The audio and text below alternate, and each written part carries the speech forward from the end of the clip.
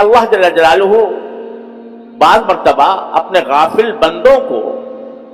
اپنی طرف متوجہ فرمانے کے لیے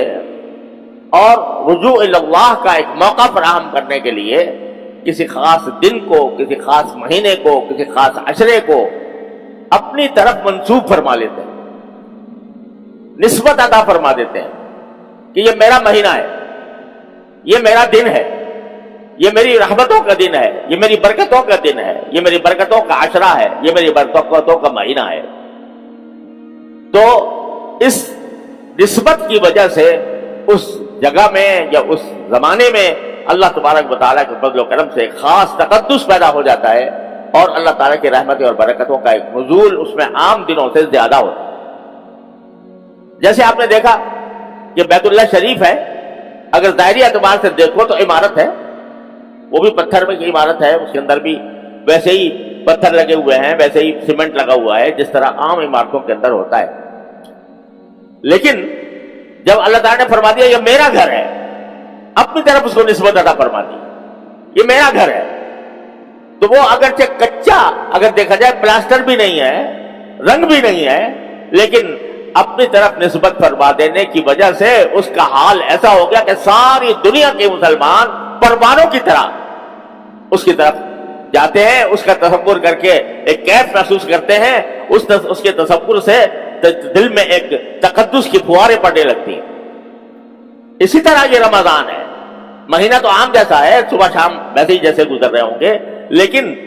اللہ جل جلالہ نے یہ فرما دیا کہ یہ میرا مہینہ ہے، اپنی طرف نسبت فرما دی،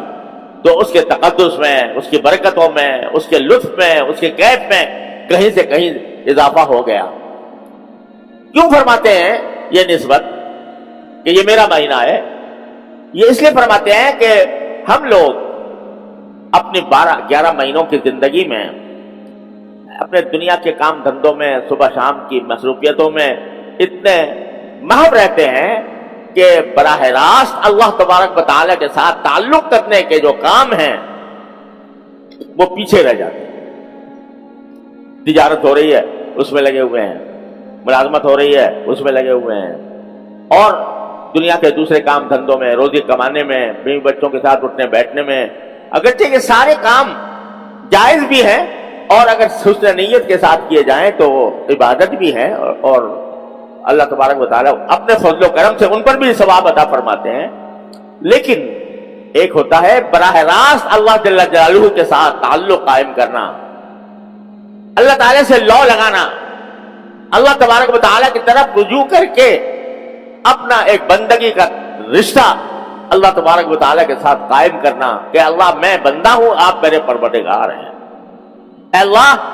میں بندہ ہوں، آپ اب میرے پروردگار ہیں، میں آپ کی عبادت کرتا ہوں، آپ کی بندگی کرتا ہوں، اپنا سر نیاز آپ کی درگاہ پر، آپ کی بارگاہ میں جھکاتا ہوں،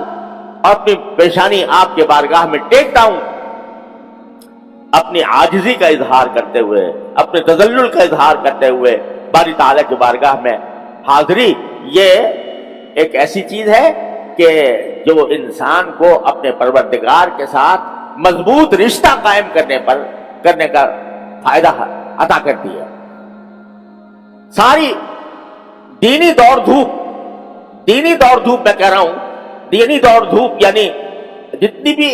عبادتیں ہیں، علم حاصل کرنا ہے، بعض کی مجلس میں جانا ہے،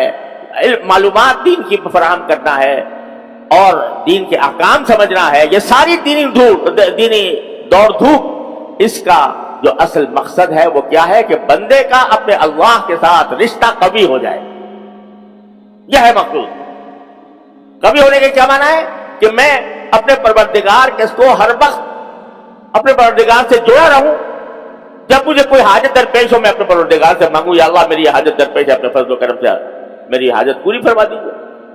جو انعامات اکرامات اللہ تبارک و تعالیٰ کی طرف سے مجھ پر ہو رہے ہیں تو میں اس کے اوپر شکر ادا کرتا رہوں، اے اللہ آپ کا فضل و کرم ہے، آپ نے مجھے نعمت عطا فرما دی، اے اللہ آپ کا فضل و کرم ہے کہ آپ نے مجھے دنیا اور آخرت کے فلاں کاموں میں مجھے کامیابی عطا فرمائی، اے اللہ مجھے فلاں چیز کی ضرورت ہے، میں آپ سے مانگنا چاہتا ہوں۔ اللہ جل جلالہ کے ساتھ تعلق اور اس کے ساتھ رشتہ قوی ہو جائے، یہ ہے ساری دینی دوڑ دھوپ کا حاصل۔ اور یہ کبھی کرنے کے لیے یہ زمانہ آیا ہے رمضان کا مہینہ، کہ ایسا لگتا ہے جیسے باری تعالیٰ فرما رہے ہیں کہ اے میرے بندو، غافل بندو، کہاں بھاگے جا رہے ہو؟ تھوڑے دیر کے لیے میرے پاس آ جاؤ اور میری بارگاہ میں حاضر ہو جاؤ، اپنے اور کام دھندے تھوڑے سے ملتوی کر دو، ان میں کمی کر دو، ضرورت کی حد تک رکھو، لیکن اس مہینے کے اندر مجھ سے تعلق جوڑ لو، مجھ سے تعلق کبھی کر لو، مضبوط کر لو۔ یہ ہے پیغام رمضان کا۔ جو کچھ سنا گیا اللہ اس پر عمل کرنے والا اور آگے لوگوں تک پہنچانے والا بنائے۔ مزید اصلاحی بیانات کے لیے ہمارا یوٹیوب چینل ایمان و یقین کو سبسکرائب کریں۔ جزاک اللہ۔